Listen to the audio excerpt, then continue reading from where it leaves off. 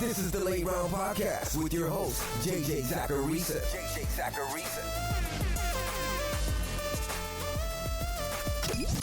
What's up, everyone? It's JJ Zacharisa, and in this episode 800 of the Late Round Fantasy Football Podcast, sponsored by FanDuel. Thanks for tuning in. Every week on the Sleeper Show, I like to quickly recap some of the things that went right and some of the things that went wrong during the previous week. I want to hold myself accountable and be transparent with how I'm feeling about my process and my picks. And honestly, week one is usually a really tough one for this show. And I definitely had some misses. But overall, I think I'll take it. Because on the plus side, I had Kyren Williams as a sleeper. I called out Rashid Shaheed. Baker Mayfield, Sam Howell, they didn't sink you. Now, I did call out Van Jefferson, and I'm mad at my process for that, if I'm being totally honest. Puka Nacua was someone that I was high on entering the season. I should have just stuck with my talent evaluation. I even said on last week's show that Van Jefferson was just okay, that he wasn't that great of a talent. But I got scared off of Nacua with it being his first ever NFL game. So I went with a veteran, and that was a mistake. Talent usually wins out. I also missed on the rookies. Jaden Reed missed a little bit of time in that game against Chicago, and he did lead all Packers wideouts in receiving, but he didn't really come through this monster game. Marvin Mims was a big L. I thought he'd get a lot more playing time than he did. I liked the usage for Jake Ferguson, but the game script didn't allow for a good performance. And the same could kind of be said for Luke Musgrave too, but Musgrave was okay for a tight end. Having some really big hits in week one was good though. Having Kyren Williams and Rashid Shaheed, like I said, I'll take it. As the season goes on, I usually get more accurate on this show because we have a larger sample to work off of. So we're off to an okay start. Now let's talk week two sleepers.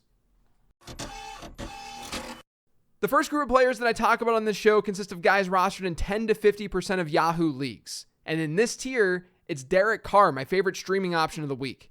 The Panthers allowed one of the lowest average depth of targets in week one. But that's likely an Atlanta Falcons problem, a Desmond Ridder problem. Carr and the Saints were on the opposite side of that spectrum. They were first in air yards per attempt. They were just slightly ahead of Miami. The Panthers secondary is going to be without J.C. Horn, which means New Orleans should have some advantageous matchups in this one.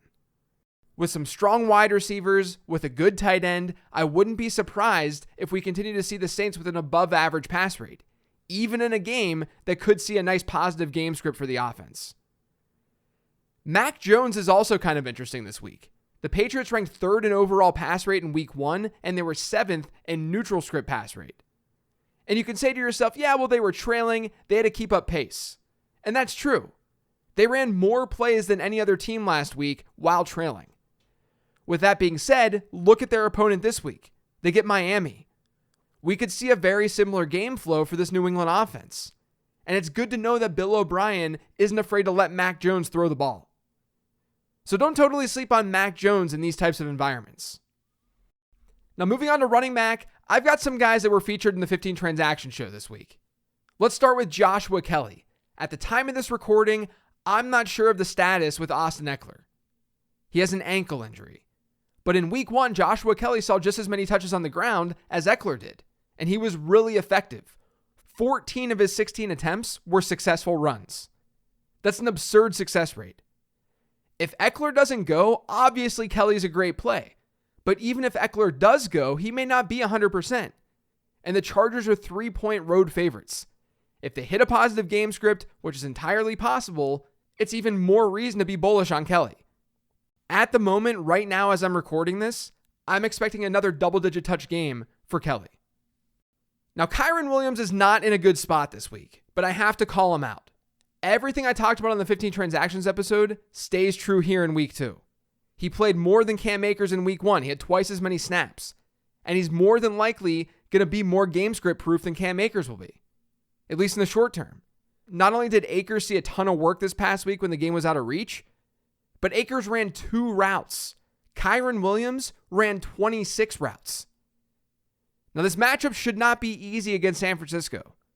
But Williams has to be the preferred option right now in that backfield, given week one's usage. Justice Hill is still available in about 64% of Yahoo leagues, and while I do prefer Gus Edwards, you've got to keep an open mind for how this backfield is going to be split. After J.K. Dobbins went down last week, Edwards and Hill essentially saw the same workload. So it's not so obviously one-sided here. Baltimore gets Cincinnati this week in a game with a 46.5 point over-under. That's not bad. I don't love Hill this week because I do think this is going to be a split backfield, a committee, but you could do worse in a pinch. Another 15 transactions guy that you could look at this week is Tajay Spears. He outsnapped Derrick Henry in week 1. And there's a shot, like I just talked about, that we see this Titans team in a negative game script against a good Chargers team this week. That would lead to more Spears. He had 17 routes run in week 1. Derrick Henry had 10. Like a lot of running backs in the show each week, potential game script is going to drive the recommendations. And then finally in this group is Zach Moss. Deion Jackson was putrid in week 1. Look, I'm sure he's a good guy. He just had a really bad game. He had one of the worst performances imaginable. He fumbled the ball twice and his success rate was 15%.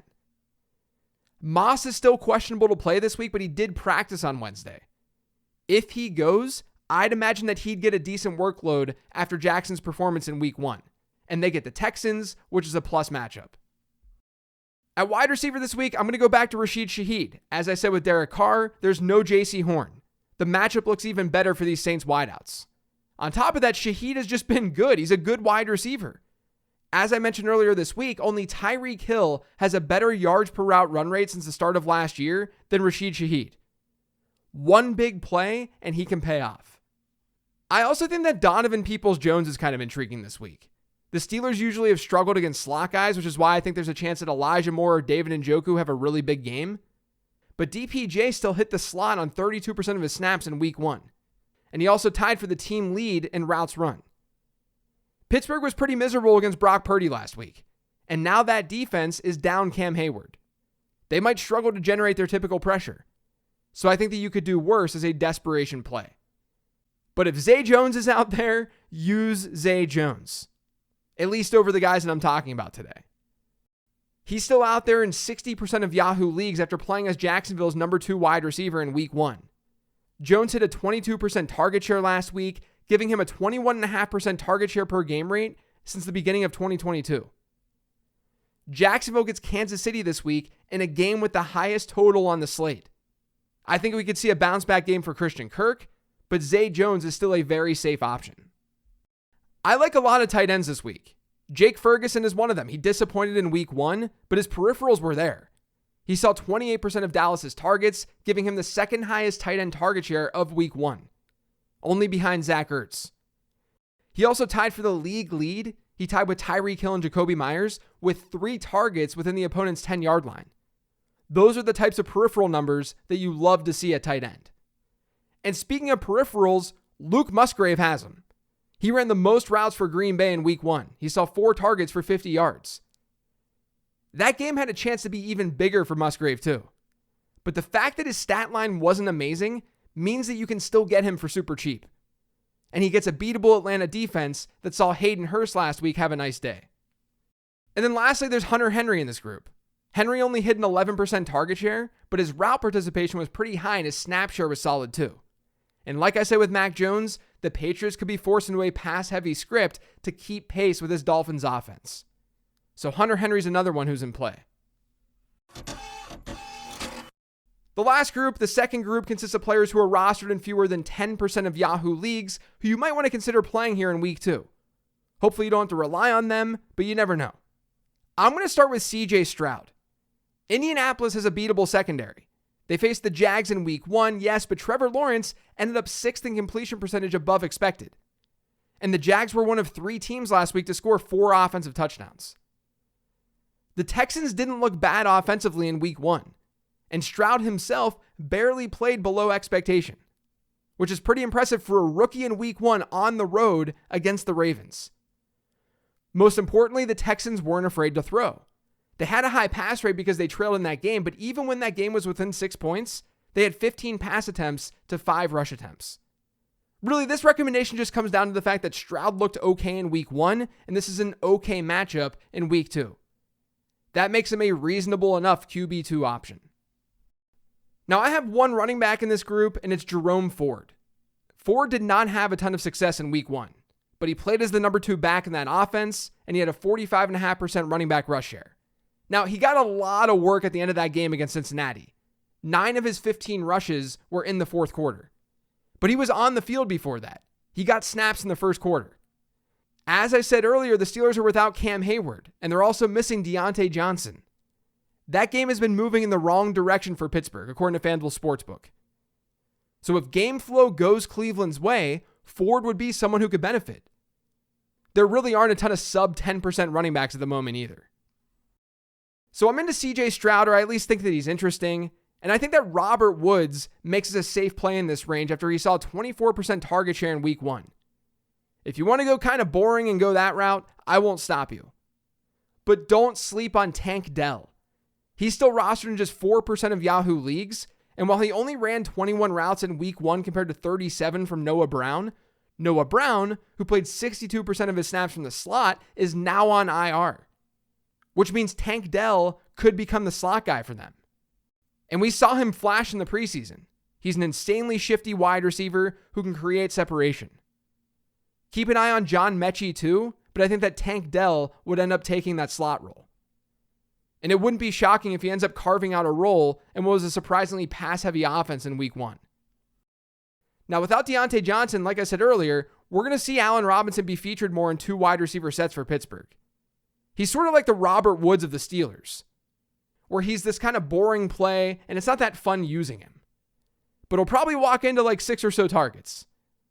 So you can go with him from this sub 10% group. But I'm also intrigued by the Steelers' quick shifty receiver, and that's Calvin Austin. This really is kind of a similar situation as Houston. Austin was hurt last year as a rookie, but he ended up seeing 6 targets and caught all 6 of them for 37 yards in week 1. This is all while running about 60% of the routes as George Pickens and Allen Robinson. But with Deontay Johnson out, any 11 personnel grouping will probably feature Calvin Austin. And I'd imagine that he'd find the field at times in 2 wide sets. The Steelers need his kind of playmaking ability in their offense. So it wouldn't be surprising if they force him a handful of targets at the line of scrimmage to get some cheap PPR production. And then lastly, at tight end in this tier, Durham Smythe. I talked about him on the 10 Trends episode yesterday, but he ended week 1 with the most routes in the Dolphins. More than Tyreek Hill. More than Jalen Waddle.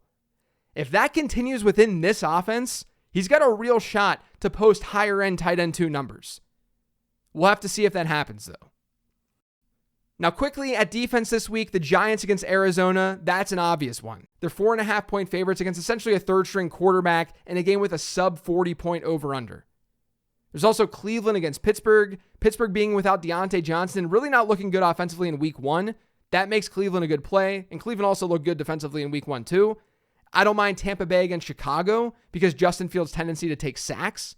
And then don't sleep on Detroit either. Now this one has a lot of downside to it because of what we saw in that Seattle-Detroit game last year. It was a shootout. But the Seahawks offensive line looked horrible in week 1. And Detroit did a pretty good job against the Chiefs offense. Maybe we see more sacks and more turnovers than expected. But I would play the other 3 defenses over the Lions. That's it for today's show, though. Thanks to all of you for listening. If you've yet subscribed to the Late Round Fantasy Football Podcast, make sure you are by searching for it pretty much anywhere podcasts can be found. And don't forget to follow me on Twitter, @LateRoundQB. Also remember to follow the Late Round Fantasy Football Instagram account, @LateRoundFF. Thanks for listening, everyone. I've got the mailbag episode dropping tomorrow morning, and then a little bit after that, you got the Late Round Perspectives episode. I'll talk to you then.